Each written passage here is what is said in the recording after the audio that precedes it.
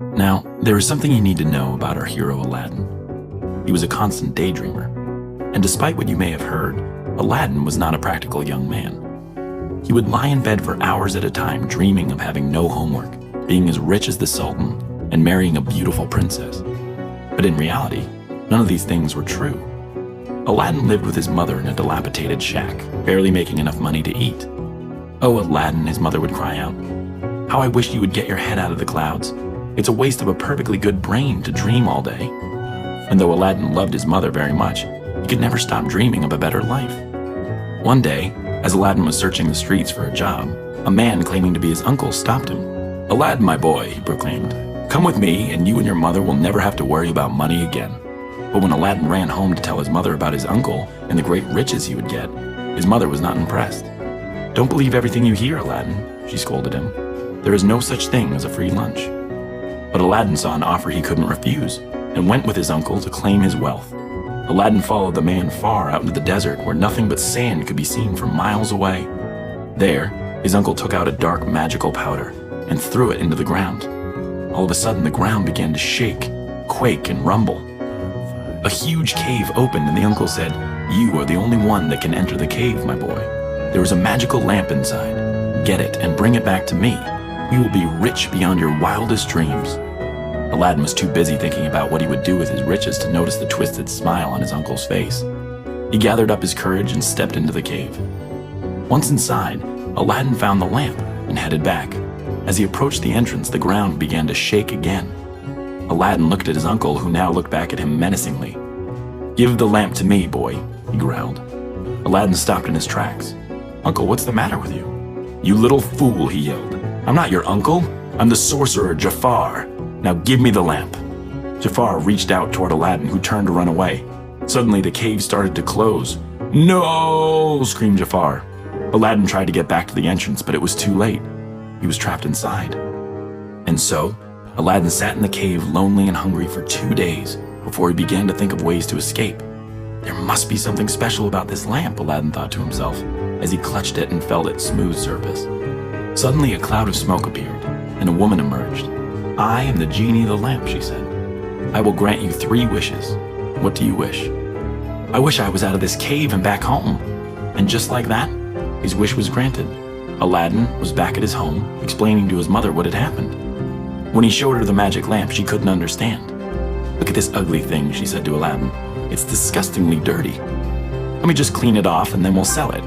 Just then, as she was rubbing the lamp, the genie popped out of the lamp and again asked Aladdin and his mother what they wanted.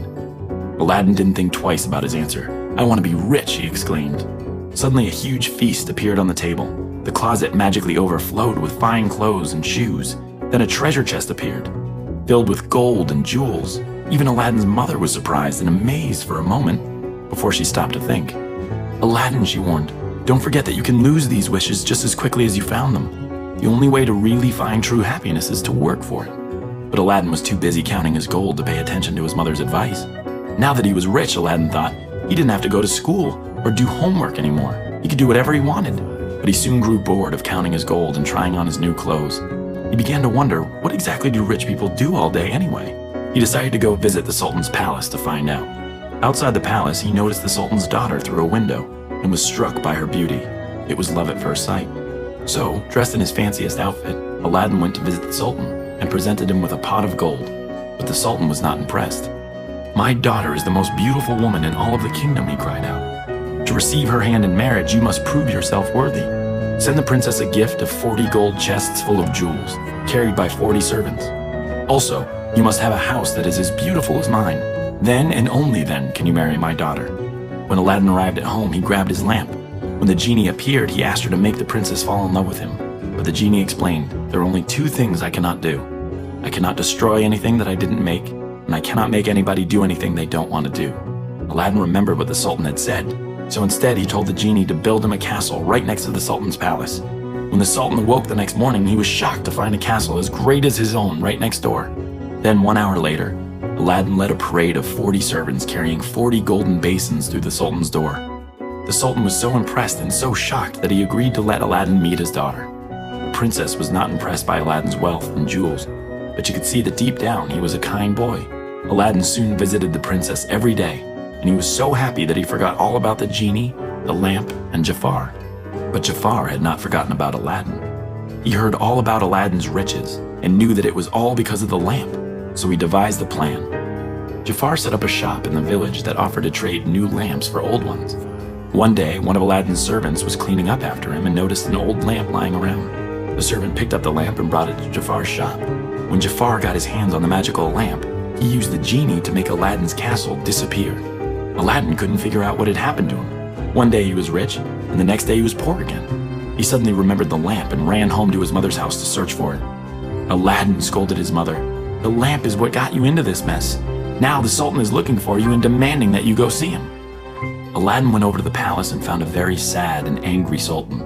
"Aladdin, Jafar was here. He told me about your genie, then took my daughter and disappeared.